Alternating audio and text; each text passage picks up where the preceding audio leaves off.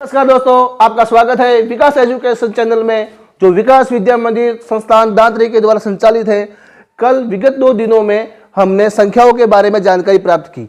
आज हम उस जानकारी को आगे बढ़ाते हुए आज नई संख्याओं के बारे में जानेंगे और विभाज्यता के नियम भी सीखने का प्रयास करेंगे। आज हमारा टॉपिक चल रहा है संख्याएं, और संख्याओं में आज हम पढ़ने वाले हैं परिमेय संख्याएं। कौन सी पढ़ने वाले हैं? परिमेय संख्या। बोलिए बोलिए, कौन सी संख्या पढ़ने वाले हैं? हाँ, तो परिमेय संख्या किसे कहते हैं पहली बात तो हो जाएगी। वे संख्याएं जिन्हें हम P/Q के रूप में लिख सकते हैं। सीधी सी बात है, P/Q के रूप में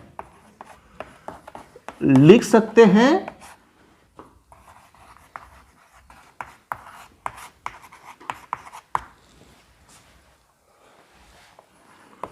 परिमेय संख्या कहलाती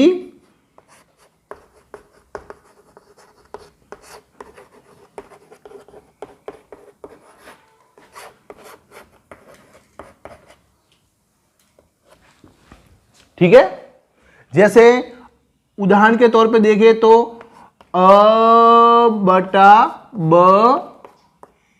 A/B, 1/2, 3/4 आदि वे संख्याएं जिनको हम P/Q के रूप में लिख सकते हैं, उनको हम क्या बोलेंगे?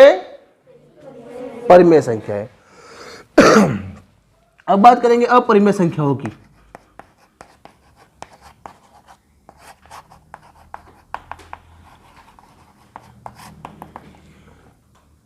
वे संख्याएं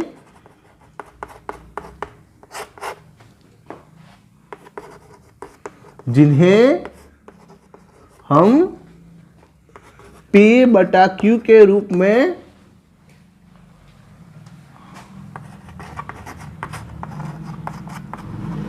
नहीं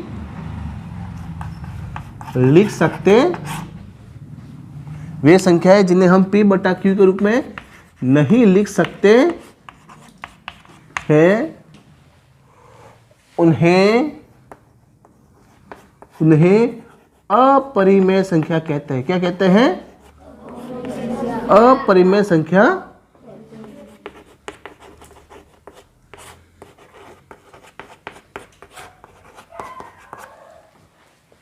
क्लियर?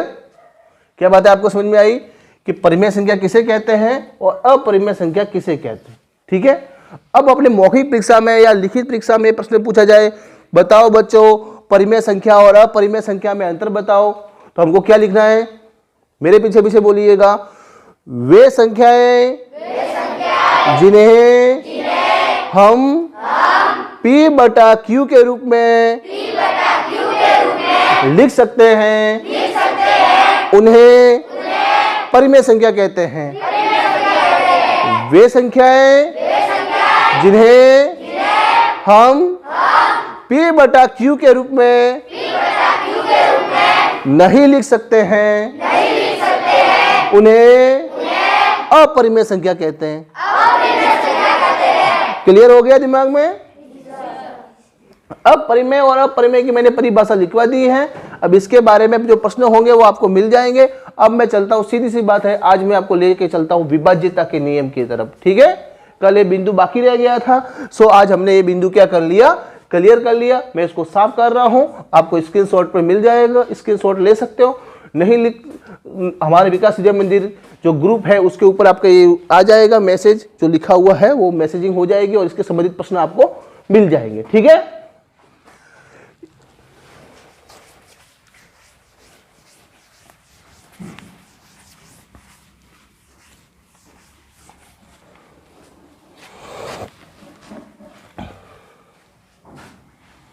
विभाज्यता के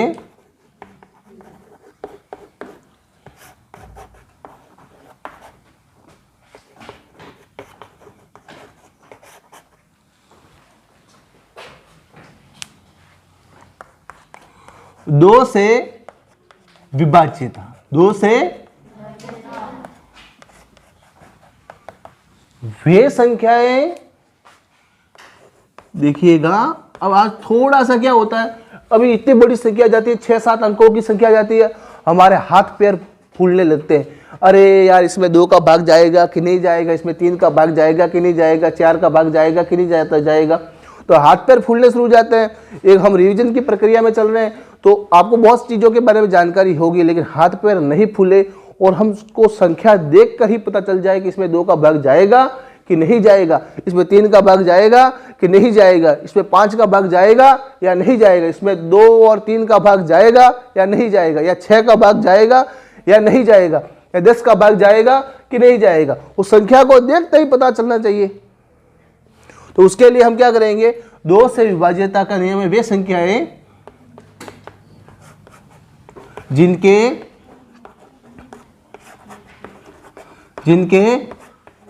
अंत में 0, 2, 4, 6, 8 आता हो, तो उस संख्या में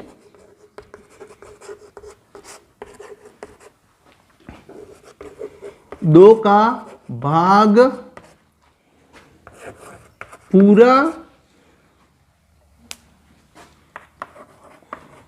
पूरा जाएगा।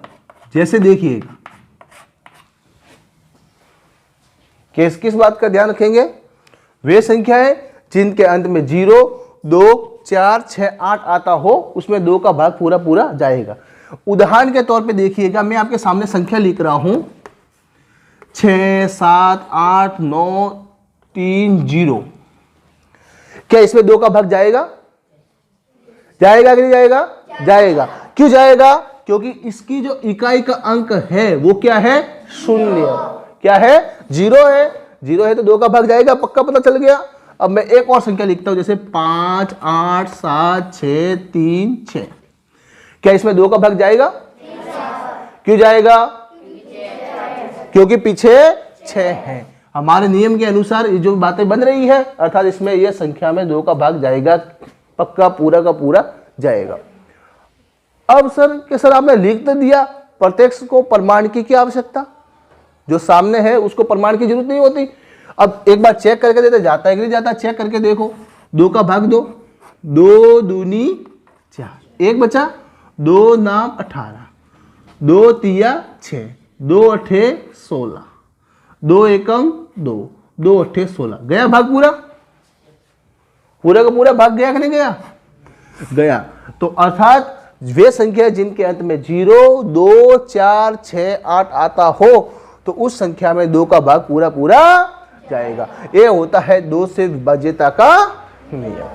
समझ में आई बात? वीडियो लंबा होता है, टेंशन लेने की जरूरत नहीं है। हम आगे पढ़ते हैं। पढ़ाई में समय की कोई कीमत नहीं होती, क्यों ज्ञान प्राप्त करते हैं। तो जहां पे थोड़ा सा भी पॉइंट चुक जाए या थोड़े से भी किसी भी हम समय के चक्कर में रहेंगे तो हमारा ज्ञान क्या रह जाएगा? अधूरा रह जाएगा। ठीक है, अब बात करते हैं 3 की। वे संख्याएं जिनके अंत में, जिनके योग में 3 का भाग जाता हो, तो उस संख्या में 3 का भाग पूरा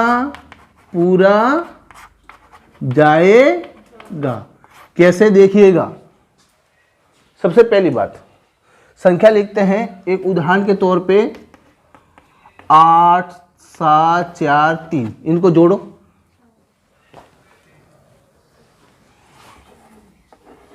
इनको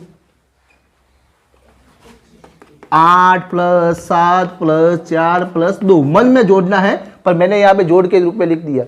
8 और 7 कितने हुए? 15, 15 और 4 19, 19 और 2 कितने हुए?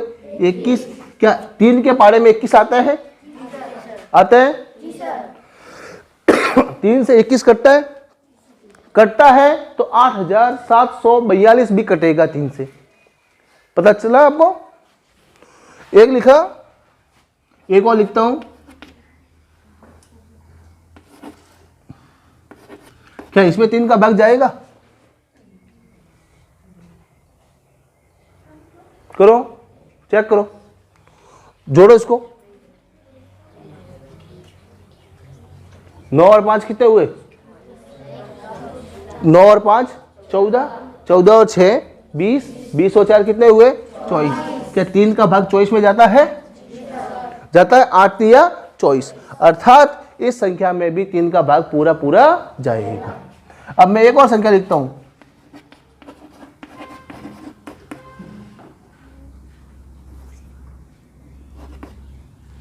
जाएगा? 9 और 5 और 9 14, 14 और 4 18, 18 और 5 23। क्या 23 का भाग जाएगा? 23 में जाता है? नहीं जाता। नहीं जाता तो हमारा क्या हो जाएगा? ये इसमें 3 का भाग नहीं जाएगा। ये होता है 2 और 3 से विभाज्यता के बारे में पढ़ाया आपको। आज आपको भी अच्छा लगा पढ़ने का? अच्छा लगा? नमस्कार, जय हिंद, जय भारत, वंदे